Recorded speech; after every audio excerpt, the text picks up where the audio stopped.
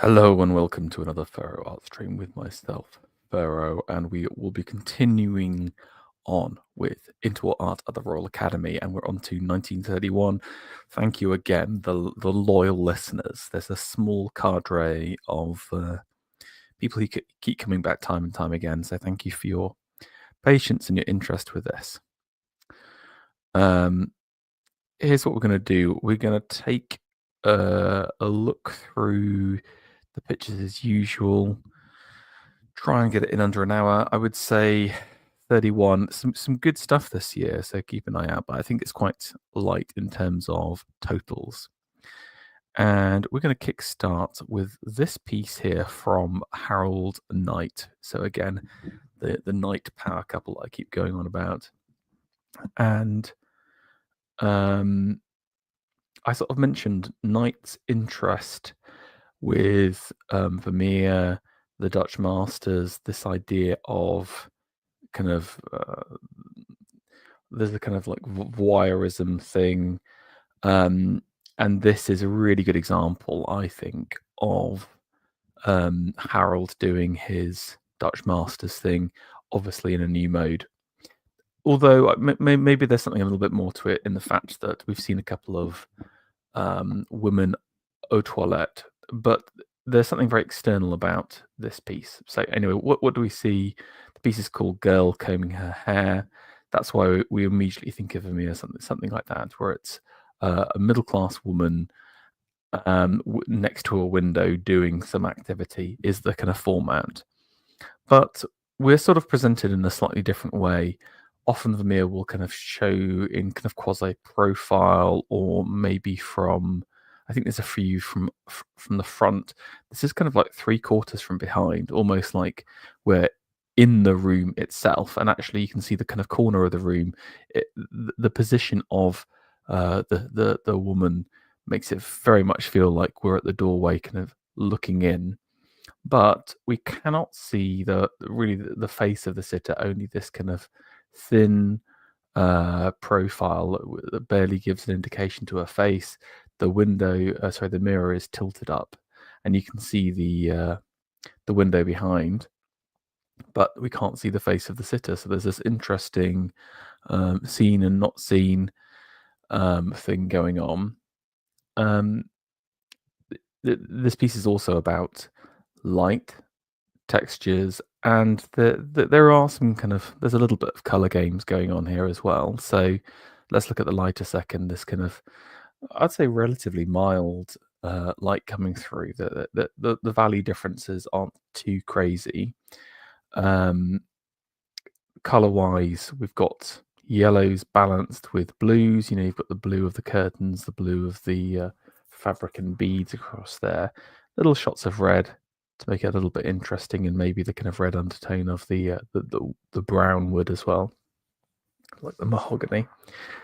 But I think it's a really wonderful piece. Definitely one of Knight's best works, if I'm honest with you. Particularly love the hand. I think it's just really beautifully rendered. The hair's great as well. So I think this is actually like maybe Harold Knight in this format at his best here. What else do we see? Well, we see Harold Knight once again with, this is kind of like a bit Renaissance-y, in my opinion. So if you see, for example, Francesca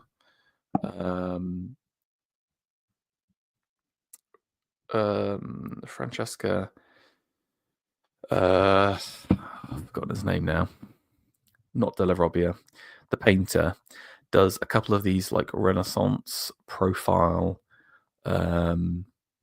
paintings, and there's something about that with this, where we've got a figure in profile. She's reading, but she's also kind of been sort of separated out in terms of her her position as well, because look, she looks like she's floating up in the air, but maybe we're seeing her off a cliff or high up. So I think this is kind of nice. I still think that the other work is way stronger, although it's hard to tell with some of the colors. There's a bit of a landscape element which Harold doesn't necessarily normally get into. I like this kind of island in the lake here, which is quite nice. Balances the piece very nicely, but I'm not so keen on the figure or the model that he's chosen here. Okay, what's next? Well, I put this in. In some ways, I'm kind of. Here's the thing: when you're selecting these pieces, you try and choose something that's a little bit interesting, but then I think this was a particularly lean year in terms of number, but the quality was really good. This one's called A Family Group by George Hardcore. Now he's a painter, born in Dunbartonshire. He studied at the Bushy School of Art. Bushy's in the kind of north, and think about Metroland. But he was like a full-on RA member by 26. So I would say that he's a relatively old boy. He's kind of doing these kind of more traditional society paintings. I get the impression like a lot, like in fact, we haven't really talked about the paintings that I don't choose for this, and I think I would say like 50% of the paintings that aren't in here are like sort of like this. But what I quite liked about it was a bit of a novel composition. So even though this is a high society piece, I think this is of some various like lords and ladies and their families. It does show how like the effect of the pioneers like Orpen and Frampton are having in terms of sitting, where if you think about some of Cope's work that we've seen, it's these kind of very formal, someone dressed up to the nines in their kind of formal role, while now you've got this kind of quite lovely 1930s family here. I think particularly like just to kind of shout out some of the figures, we've got the kind of the elder statesman in the background here with the kind of traditional Edwardian collar, and then the kind of classic 1930s gentleman here, straight out of Poirot or something like that. Sorry to be so base, but maybe I should say something like Decline and Fall or something like an Evelyn Waugh-esque figure. And I mean, this just as an individual piece is just as an individual person sits really nicely. But then I think he's captured the children really nicely as well, and the kind of young adolescent here, which again I think children are so hard to do, as we've seen. I think that there's a real fine line between kind of interest and kind of saccharine sweet portrayals of childhood. But I think it kind of shows the childhood qualities while showing a bit of their spirit. The boy here looks great. He reminds me of my son, kind of a little bit unsure about his situation, but he's holding hands with the mother here on the right hand side. So I think it's a really wonderful painting. Really captures the actual kind of feeling of family at these times, and I think it's great that I think some of the society portrait painters are kind of moving to this more casual format, because it feels more real than some of the kind of stuffier stuff, in my opinion. Although I think there is a place for it. Okay, well, on to a lovely nude here. It's A Blonde Woman by Dodd Proctor. The Proctors, another celebrity power couple of the time. I'm a huge fan of Ernest. Like, I interestingly, like Dodd is the one that everyone looks to nowadays, but I think Ernest is more interesting and probably stands up a little bit better. But this is a really great piece from Dodd here. I think I would say that Dodd really specializes in maybe kind of like post symbolistic work. So again, it has the kind of the feel of a GF Watts painting, but being more realist. Definitely kind of inspiration from the post impressionists and Bloomsbury group or whatever. This is more like if Vanessa Bell could actually paint women. Hey, sorry, that was a little bit cruel. But if you see the structuring of the painting, this kind of interesting robe that she's wearing, her hair fading into it, the interest around the hands, there's almost something symbolistic and ritualistic about it at the same time. So Dodd's not trying to do these kind of like quite boring realist paintings. Maybe something a little bit Gauguin almost about it, I was thinking. But I really love it. You know, I think Dodds really managed to capture the beauty of womanhood here. Um, like it's just such a perfectly tasteful nude. There's kind of vulnerability, there's complexity, like desire, but also she's turning away from us at the same time. So she's kind of rebuffing us. And again, just look at the detailing on the hands here. So beautiful, really well rendered. Maybe one of my favorite Dodd Proctor works here. Okay, another female painter here, A. Kingsley. You might have remembered her from like about 5 or 6 years ago. She did a kind of a biblical themed piece, and again, it was a very loosely painted. Now, I have to be honest with you. I'm not sure whether this is a study or the real thing, so I need to go and check, like, do a bit more research into it. But this is a Venus. Venus obviously arriving on a seashell. In terms of the actual piece itself, like I said, very, very loose. Like you would say impressionistic, but not. You can see the strokes aren't really done in the kind of impressionist style. I think maybe she's using like a very wide hog brush or something like that, which gives these kind of more kind of blocky shapes and formats here. The Venus herself, I think, is really nicely done. And I mean, I really love the shell. I think this shows what the painting could have been. I would have just loved a bit more detailing on the figures. I think that would have taken it to a much better place. And again, I think the version that I've seen has like a face on Venus and in the black and white, but not this kind of color version that went up for auction a while ago. But really interesting in terms of color schemes. We've got the blues and yellows are the kind of the two majors. We've got some greens in there, balanced with a little bit of cherry red, which is definitely the kind of the minor note overall. Kind of interesting. I mean, it definitely stood out from some of the rest of the pieces. I mean, I'm not too much of a Kingsley fan. I think she just paints too loosely to be of interest for me personally. Okay, this is Walter Greaves. I think I've got some insight onto him. Painter and etcher. I would just, I think he's a bit maybe old school, something you could say, or maybe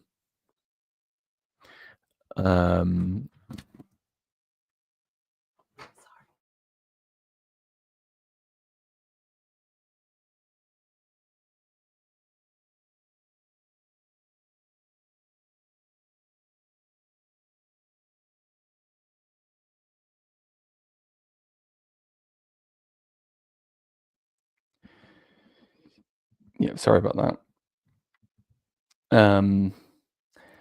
I would say he's kind of like a remnant of the past, maybe, but this was kind of like a last gasp or a last piece here. And this is called the green dress. I mean, it's like a classic bit of historicism.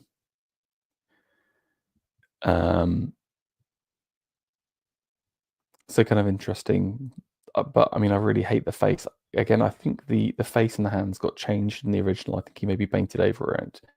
But again, I would say this is kind of like a mildly interesting piece, but nothing too mildly mind blowing here. Okay, we've got Cadogan Cooper. So again, Cadogan's kind of chiseled out a position as this kind of like young girl painter. It sounds creepier than it is. This was kind of interesting. This is the Daughters of General Lord Ruthven here. Quite different to some of the pieces we've seen beforehand. We've got two women, one in profile, one looking, well, one her body face towards us, but the heads are sort of reversed. So rather than a profile, we get the girl on the right looking at us. Now he's placed them both in similar dresses, similar hair looks, and very similar facially as well. So that's kind of interesting. Cooper sort of likes these, I would say, kind of bigger, wider, like bottoms to the painting. So there's this kind of feeling of weight on the bottom of his painting, and you can see these kind of frilly dresses taking up a lot of space. And then you've got the kind of the slim waist, these kind of very lithe hands, and the faces are really nice as well. I mean, I would say the faces are very, very interesting. I love the background on this. You can see the kind of the railing looking out into some kind of pond or something like that. I'm not so keen on the actual bodies. You know, you've got these lovely swan-like necks, but then they're almost alien looking a little bit. But some people are like that. You know, I think there is a lot more variance in the human body than we really appreciate. Okay, now this is one of the better pieces, I think, from this year, and this is W. Russell Flint's Artemis and Chione. And basically the story goes that Chione basically says she said she was the most beautiful woman, and lots of gods wanted her and also had children with her, but she boasted that she was more beautiful than Artemis. Artemis, obviously the virginal goddess, the goddess of the hunt, and basically shot her with an arrow. Although some versions of the myth say that she shot her through her tongue. And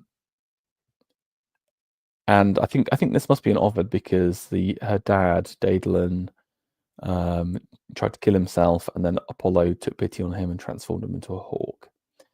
So I think what we're seeing here is, this is my interpretation of the piece.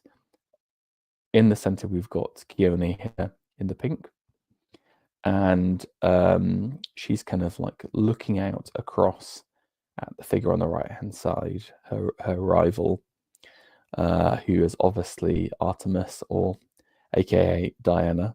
And you can tell that I mean, she's easy to identify because she's got her bow and arrows, and you can see these kind of like two nicely painted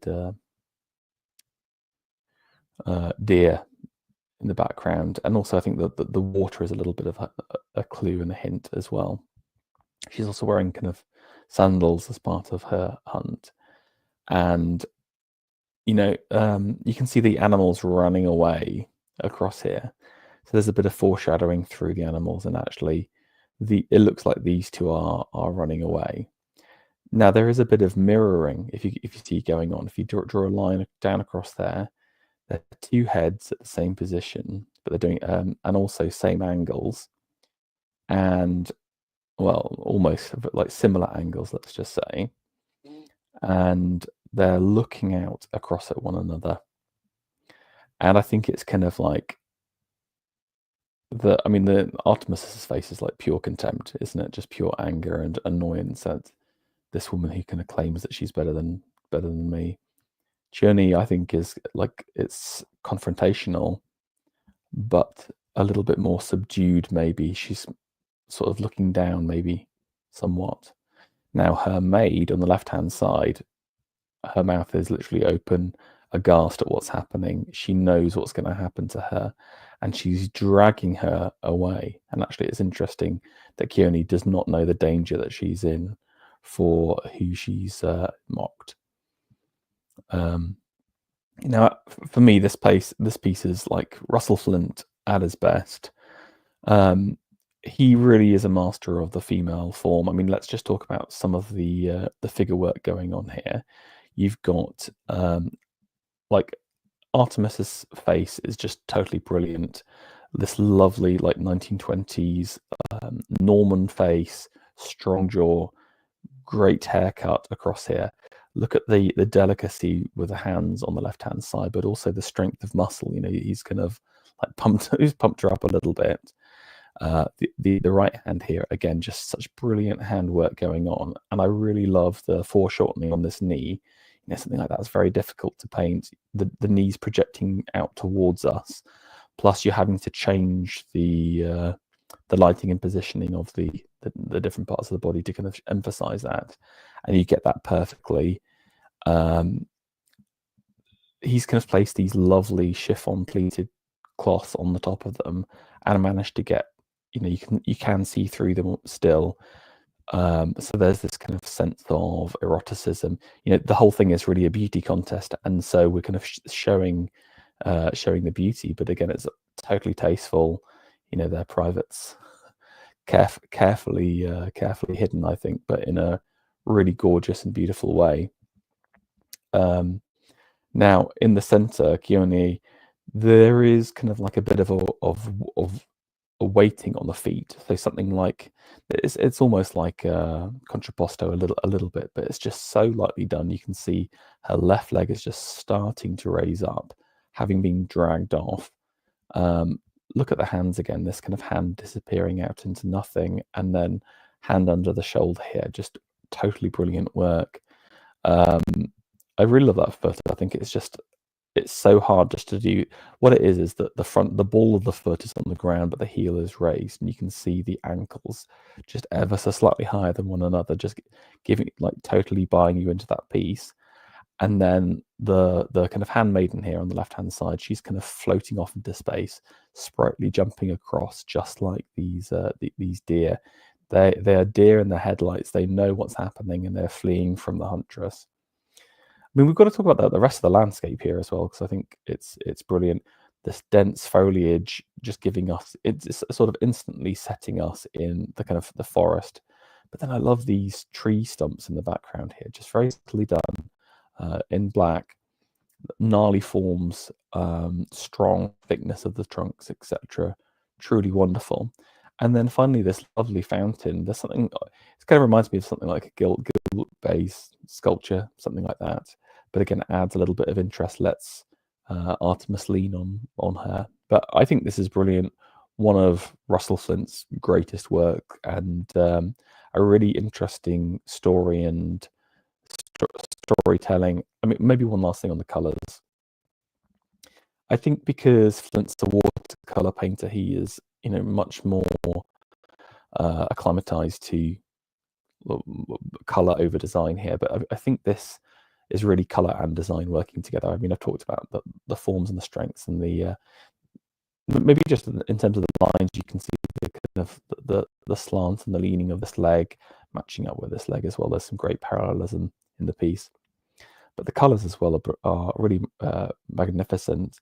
You've got obviously kind of greens and reds, so there's kind of like a little bit of conflict between there. But have a look at some of the fabrics here, just the blue of this kind of shawl on the ground. I mean, this is something I noticed. I wonder whether it's almost kind of like they're having, again, this idea of the beauty contest. They've dropped their shawls, having met each other to kind of show off their beauty, and they're both beautifully done. But that kind of blue there just absolutely pops.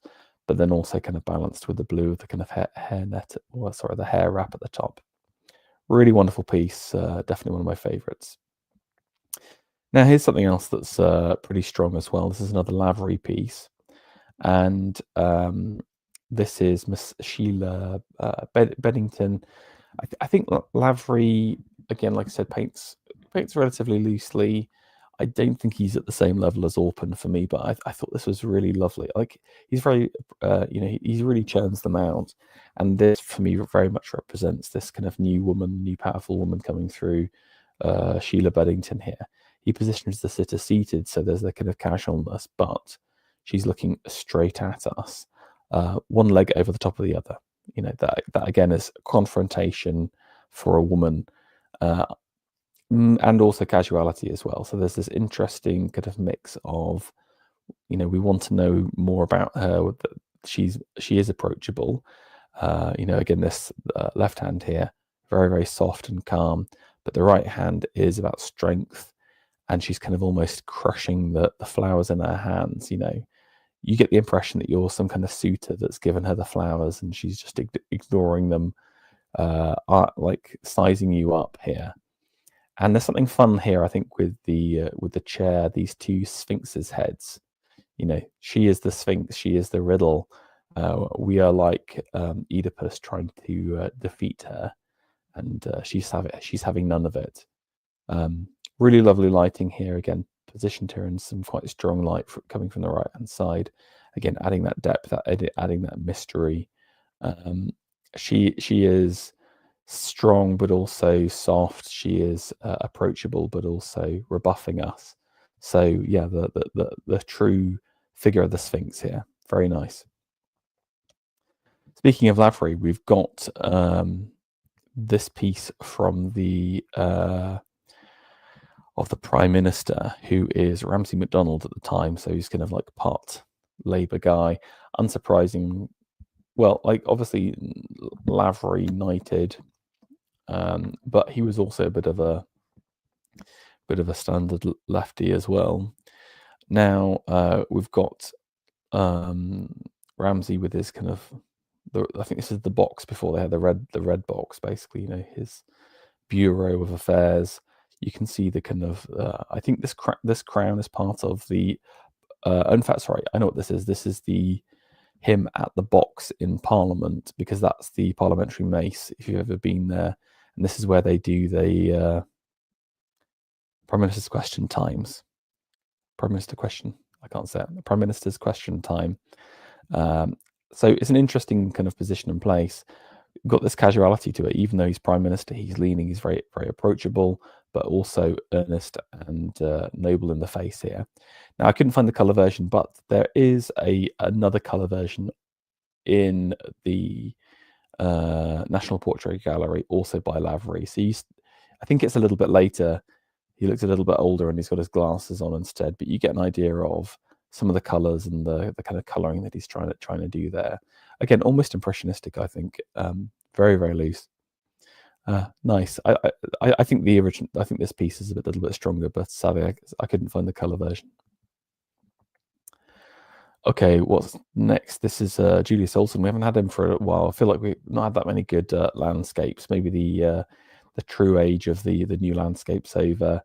I mean, he's got to be getting on by now. I think he's pretty old. This is Shadow Valley on Wicklow. I thought this was kind of interesting, firstly, because it's an Olsen that doesn't show a version of the sea, but these lovely rolling hills, the clouds in the sky, very, very powerful, and this kind of valley below, green and tranquil. You know, lovely composition here. This is all about horizontal. So you've got the kind of the line of the top of the ridge here, the line of the river, the line of the kind of farms or whatever they are below, hedgerows, etc., and then the kind of undulating rocks that are placed in our foreview. So really nice. Good to see Olsen going outside his usual thing. So this is kind of interesting. This was Miss Molly Gretton by Spencer Watson. We haven't had a Spenny for a little while, have we? Now, again, I'm sorry, I don't know whether this is a mere underpainting or the real thing. I have a feeling, because of the level of finishing for it, I don't think it's kind of like a value sketch or anything like that. I think this is the real things, because there is a genre. I think it's like Griziel painting or whatever, like literally grey painting. And again, this is another one of those powerful interwar women here, Miss Molly Gretton. I really love Spencer Watson's women. I think he's such a good portraitist, although I do love his kind of mythic narrative mode as well. We've got Molly sitting on this kind of lovely, almost Rococo French furniture. She's next to her kind of cute little lap dog here. But so we've got the kind of casuality. We've got her at 3/4, leg crossed over again. So again, it's very, very kind of informal. But then all of a sudden, look at this hand on hip. I thought that was such like a power stance, especially for a woman of this time. Not to sound too like The Guardian, but the hand on the hip for me is like classic Dutch master as well. If you see someone like Frans Hals, he loves to put the kind of like the laughing cavalier, you know. So I think it's a very mannish pose. It's a very powerful pose. It also lifts your shoulders up, so it gives you that kind of straightness. But then, but I would say that the kind of hand on hip is a very jovial, pose, if I'm honest with you. It's normally the reserve of these kind of like fat, happy, red-faced Dutchmen. But I think Spencer's taken it and then supplanted it on Molly, and then just given her this absolutely cold, stern, like, sorry to be crass, but like bitchy face here, bitchy resting face. But I think it really it just absolutely works. The other hand kind of lying on top of the lapdog, which again is just this little goofy thing here. It's like a bundle of fluff, tongue sticking out here. Look at this is in isolation. This is just kind of like happiness and frivolity, but in the context of her hand over the top, you know that it's almost kind of transformed into this kind of watchdog, this guard dog for Molly. So I really love this. I think it's just kind of like exudes confidence and strength and interest, even despite the kind of softness that, like, Spencer's trying to like tone her down a little bit by putting her on this kind of soft plush velvet and including the goofy dog. I think the piece would be too stern and too mannish with kind of like without those pieces. So I think he's managed to kind of balance the femininity with her natural spirit really nicely here. In terms of the colors, like I said, I'm not sure whether this is the original colors or not, but I'm pretty sure it might be. I think it might be, basically, is what I'm trying to say. But I quite like it. I think it's quite novel, quite interesting, some good values, quite chiaroscuro as well. You know, something like a Caravaggio, something like that. Nice. Speaking of those kind of valley pieces, this is we've got a Orpen here. This is called Miss Alexander, and I absolutely love this. This is one of my favorite Orpen female paintings, or I should say young girl paintings. And I feel like a lot of it's really hard to do the kind of the gawky teenager portrait, because it's about showing kind of the first blooming of womanhood, but also you got to be so careful as to you know, overly sensualize the figure. You know, she's still a girl at the same time, so it's about showing the kind of little the hinting buds of femininity and beauty while not going too overboard here. And I think Orpen captures that moment perfectly. He's got her sitting down, but actually legs away from us. She's sort of bent over a little bit again. That we saw this before, I think maybe last year was one of the teenager paintings, kind of a little bit gawky, but still really nice. But then she's kind of looking at us, and she's got this beautiful kind of golden hair. Lovely bow round her waist as well. So again, Orpen showing his love of textiles, and again, he just loves to paint it in this very high value, loose way, but you get everything you need to know about the waist there. And then we're seeing this kind of weird little creature thing here. I mean, when I first saw this, I thought it was some kind of disgusting gremlin, but I think it must be some kind of child's toy or her like favorite thing. And again, I think that's, you've got something like the ribbon, which I think for me is kind of very, very showy and very feminine and very grown up. But then the child's toy in her hand immediately shows you her true age. And also, I think there's a fun allusion here to like Alice in Wonderland here, and I think that's an intentional thing from Orpen here, and I think it just works so well. You know, Miss Alexander could be our Alice, couldn't she? She's lovely, and you know, I think it's a great painting and of a very difficult genre, adolescent women. Okay, moving from the adolescent to the grown up, we've got Laura Knight here. So there's been a strong showing from the Knight family this year. This is one of her nudes. Again, for me, I think Knight really does shine with her nudes in the female form. I think she really captures womanhood really beautifully, and I quite like this. This is a good twist on it, which is kind of like the nude but kind of covered up. So again, when you see something like a Grecian nude, it's often done where the breasts will be hidden by a cloth or a piece of fabric. But here, Laura's got her kind of like hiding her breasts with her hands, but also wearing something. And this kind of reminds me of someone, running around or going between, like a bath or something like that. There's like a little moment captured, but also I think the name, the maiden, it's not about fully mature womanhood. There's that sense of innocence at the same time, and so she's saving her innocence. Although you can see the left breast here just slightly escaping from her hand at the same time, which is a quite clever thing. In terms of the pose, we've got the sense of movement forwards. I think like all of the lines are angled here. Her head is looking up as well as like a counterbalance to that. So I feel like there's a sense of movement forward, which again, often with a nude, it's undynamic. There's someone standing there, it's defensive and guarded. Well, there's this weird kind of guarded nature in the hands, but then also the kind of sense of movement forward, which creates this interesting conflict. Just in terms of the painting, I think it's very well observed and accurate painting. Again, I love the handwork here.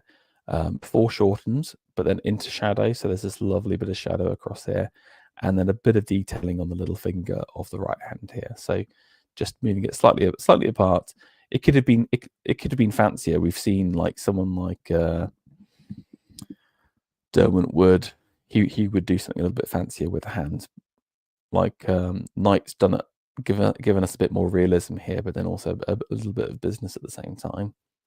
I think the only thing I don't like about it is the hair is a little bit weak compared to the rest of the painting. A few curls here, but it's hard to tell from it's obviously loosely painted. It might just work when you see the color version of it, which I was not able to find. Okay, on to your friend and mine, Charles Ricketts. Simon Roberts has helped me out here, and he's mentioned that it was the dispatch box for the Prime Minister there. So thank you, Mr. Roberts. From Roberts to Ricketts now. So Ricketts is he's relatively long in the tooth now. I think he dies within a couple of years, but he's still doing. Like again, you can say what you like about Ricketts, but he's been very consistent since the 20s, churning out these symbolist Moreau paintings.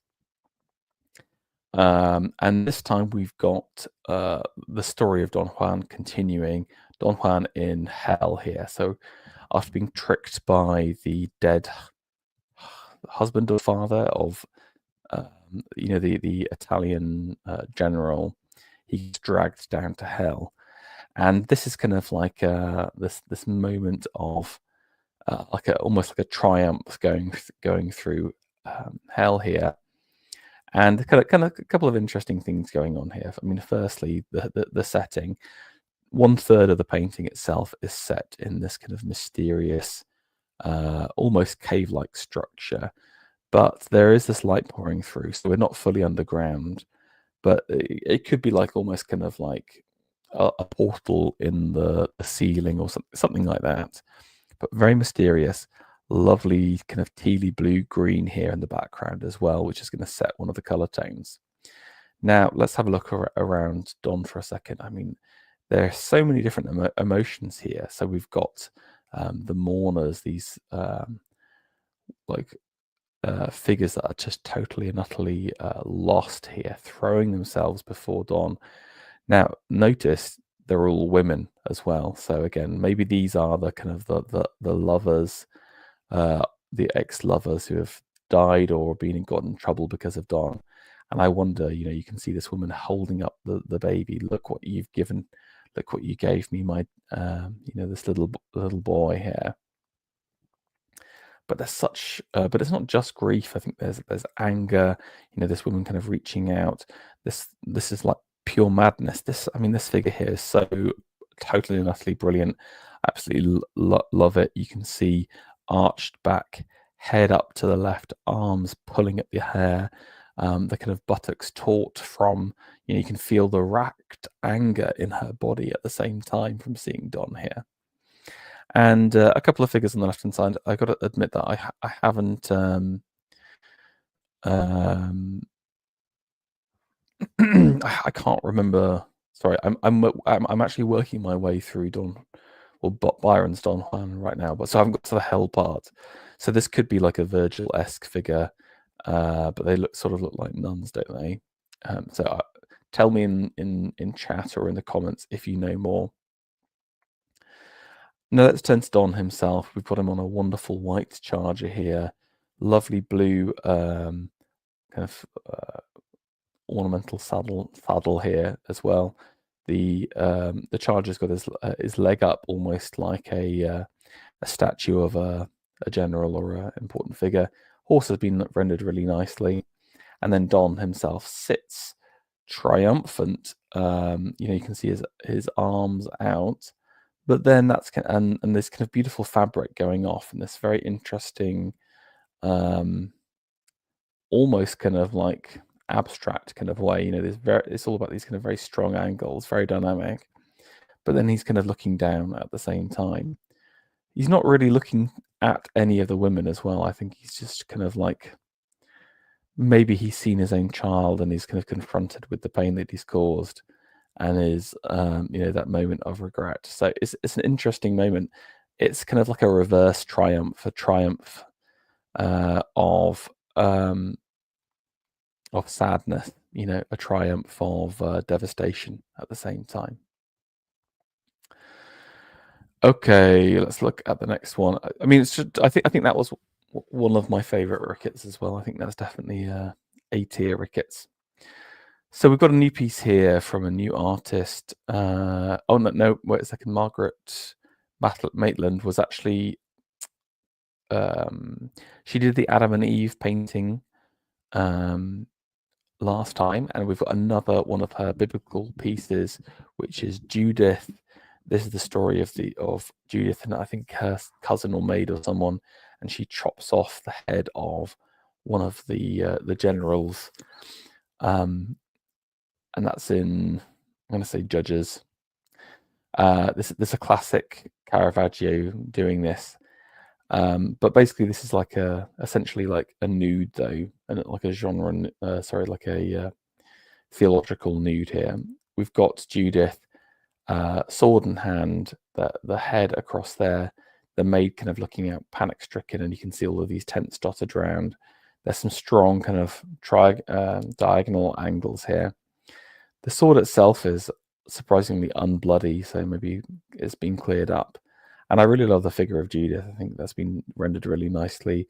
She's put her in contrapposto. This is what I was saying about some of the most nudes are like this, kind of quite static, quite kind of confrontational.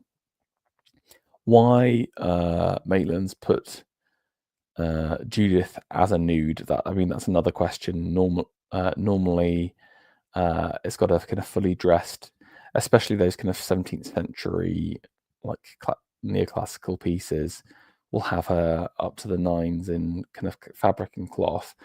But I wonder whether there is kind of Maitland's casting her as the seductress here. Why she knew, the only reason why I could think of is to get access to the I'm going to say it's the Assyrian general's tent, to be able to kind of seduce him and then also murder him at the same time. So beware nude ladies at your tent, gentlemen. Okay, on to the next piece. This is an Eric George piece. Eric George, born in Streatham, Surrey. Actually, sorry, it's now London. So this is a proper South London boy, son of a merchant, Dulwich boy as well, but then went on to Oxford, Westminster School of Art, and then some time in Paris as well. Is he a RA member by now? Let's have a look. No, he's not. He's not yet. So I think he's relatively young still. Now, this is again a really interesting piece. I've talked about the influence of the Quattrocentro on a lot of the Royal Academy at this time, and I think again this is classic Quattrocentro, but maybe with a bit of a symbolistic element too. And this is the story of Martyrdom St. Sebastian. This is the kind of famous nude male with lots of arrows in him normally. And we're thinking, I'm always thinking of Mantegna's and Bellini's as the kind of two greatest examples of that, in my opinion. And I think George is trying to do something Mantegna-esque about it. But here's something interesting already. We're getting this moment of the martyrdom from the other side. This is the murderers coming at him here. Right? What do we see? 5 men, three archers. Sorry, 4 archers, but one is bending down, picking up his arrows from the floor. And here's the kind of leader calling the shots here, maybe shouting out for more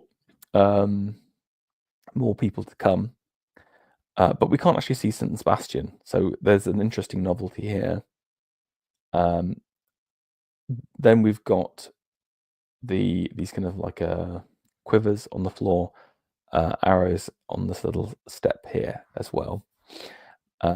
Firstly, I think of great interest to me is the landscape, which again is almost like something out of a Philpot. Again, this is a symbolistic landscape.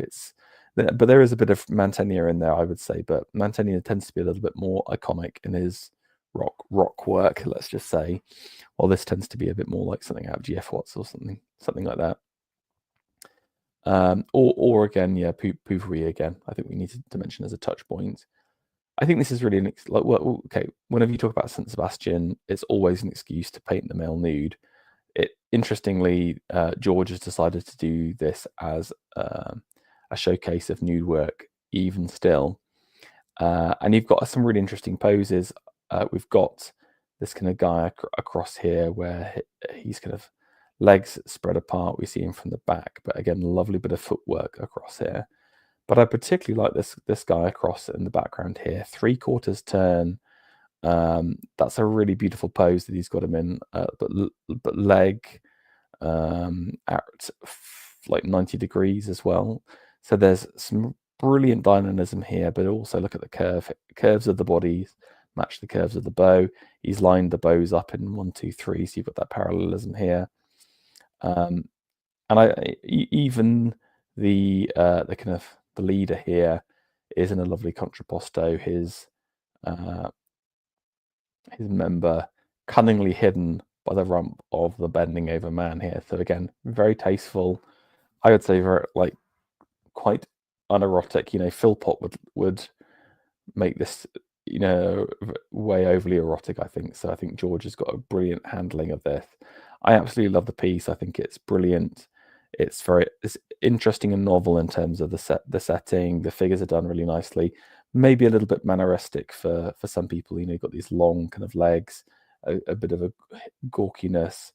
The figure here on the right hand side, it's difficult to do a shouting face, but he just about pulls it off, I think. But I think some of this individual figure work here, plus this kind of desolate symbolistic landscape, makes the piece very interesting for me, and again, one of the better pieces of this year. Okay, Gilbert Bayes. We've seen a few masterful Bayes pieces, and this is him at his most deco. This is the Frog Princess. If you know the story of Frog Princess, it's about a woman who changes a frog into a prince, but he's a cursed prince and he lives in a fountain.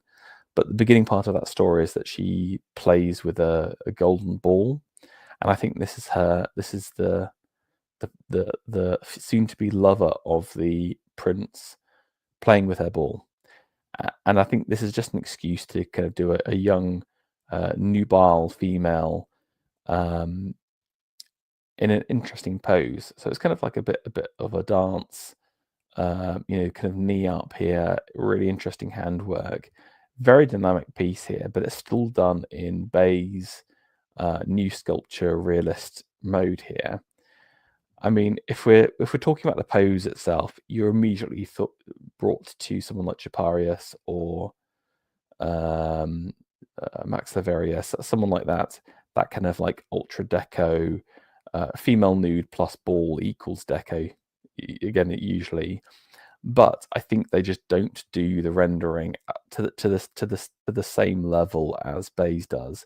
I mean, this is a totally brilliant female nude, in my opinion. There's something of the the dancing girl Salome. He's got it with this interesting band here. He's not trying to make it kind of medieval or overly Grecian. It's really about the dance, in my opinion, and the dynamism here. I also just love this the handwork. Again, is brilliant. So, I mean, I feel like yes, it does lean maybe a bit too much to some of the kind of cheesier aspects of deco, but I think Bayes pulls it back with his just sheer ability to render, his sheer handling of womanhood, and again the face is totally brilliant as well. So really like this piece here. Another excellent bit of Bayes work here. Okay, we've got a 1-2 here, and this is John B. Souter. Souter famous for that kind of breakdown piece, but I think he's really good, really underrated. He does lots of great work here, and this is Souter with Goddess in Portland. Portland is obviously the famous limestone which we clad all the best buildings in England with, and we're capturing a sculptor in progress. So there's a couple of interesting things here. Firstly, I mean, big shout out to the sculptor's hat. I love these kind of fun little strange hats that they used to wear. Obviously, all the chips the chips getting in their hair. The full kind of sculpting is dirty work, way more so than painting, I would say. Especially like carving. And again, there is something of the Dutch masters about this piece as well. We're kind of viewing in. It's all about light. You can see that the sculptor here is kind of chipping away. We've got this beautiful rendering of the sculpture here, who's going into the light here. There's a delicateness that the sculpture is kind of chipping away at. And then we've got some interesting business around the rest of the room. We can see this lovely maquette here placed in a glass jar, which I presume it means it's made of clay. So he's kind of keeping the moisture inside there. You can also tell it's the studio because you've got some other work. This quite cool bust in the background, and the kind of the large ceilings that you need for a sculptor studio. But it's also very well lit. Interesting thing across here. I couldn't work out what it was, but maybe like a bag or something like that. But a bit of interest here. Now the curtain's important because it gives it that voyeuristic element, but also the colours are wonderful here. Major hints of green here, the green curtain, the patina, and then the green of the vase, but also purples and browns. We've got the kind of the brown of the top, the brown of the curtain, brown of the leather, brown of the ceiling. And where do the purples come? I think it's a bit of a mix of the brown and greens together, maybe. There's some kind of purples in the shadows, I would say. Really wonderful piece from Sauter here that captures this kind of moment of sculptor and piece. But even more interestingly, the actual piece was put in the summer show at the same time, and it's William Macmillan. So we've got two Scots together, and this is the birth of Venus. Now I have to say that I think Sauter actually makes it look even better than it is, but I think it's a lovely piece of work here. Venus is so difficult to do. I mean, you got to think of, like, in the classical mode, it's Venus de Milo, something like that. Medievals didn't really do Venus. So this is kind of like, this is a distinctly kind of medieval-esque piece, medieval modernism here. Look at these lovely eyes here. But it doesn't have the kind of autistic emphasis on form and beauty that the Greeks have. Again, it's not like idealized beauty. It's kind of like very real beauty, like attainable beauty. Like look at the hips, for example. They're not kind of Rubenesque, extra wide, or her breasts aren't the biggest or the perkiest of breasts you'll see on a Botticelli, for example. So there's something kind of quite homely about her, but also this is the birth of Venus, and he's put her as almost like an adolescence. Maybe she's not even fully formed yet. She's just turned 17 or something like that. That's what I think that the Macmillan's trying to show us. That there is like potential there. There's going to be more growth, for example. Now, what else does he have? Well, that she's listening to a conch shell as well. And again, there's something childish about that, but again, showing that kind of adolescent nature. There's it's hard to see from here, but on the actual painting, you can see it's a dolphin here on the right-hand side. And the dolphin goes into a shrimp and then a starfish. So these really fun little incidental details that you would definitely not get on a classical or neoclassical piece. This is almost like a Gothic work, but if the Goths were to do, the medievals were to do kind of the classical mode at the same time. Really nice piece, and again, I like this idea of the kind of, we always see the birth of Venus as this moment where she kind of comes out as this fully formed thing, while Macmillan's saying actually maybe there's more forming to be had, and this is kind of like an adolescent nude. Interesting how he cuts her off at the knee as well. Kind of makes it more of an interesting piece as well. Okay, we've got a piece here from William Reed Dick, my beloved sculptor here, and this is called Welcome. Now, it's a female figure, obviously the kind of allegorical. She's got her arms wide open. When I first saw this, I immediately thought of the chariot racer from Delphi. If anyone's seen that, similar kind of format with this kind of Grecian dress with the arms kind of forward. So I think that's what he's riffing on, but he's made the face kind of the head down, so there's kind of like this moment of respect. There's a kind of a demureness to it, and I think most importantly of all, Reed Dick's worked really well with the architect here to create a piece for a specific location. So this is actually for the council house in Nottingham, and this is kind of like on the first floor, like up a flight of stairs when I saw some of the pictures, and there's a lovely niche for her as well. So maybe it's a little bit simple, a little bit more kind of like realist, more in that kind of Pegram, Thornycroft style for my usual taste here. Like I think if you compare it to someone like the Spinner, is much more stylized, much more abstract and modern. But I think it fits the space beautifully, and like that's what I think is missing with so much work today, is the disconnect between sculptor and architect at the same time. Okay, we've got a couple of bits more sculpture just to round us out. A couple of garbs here. This is Caprice here, and this is it's a really interesting and fun piece, but again shows off a lot of skill.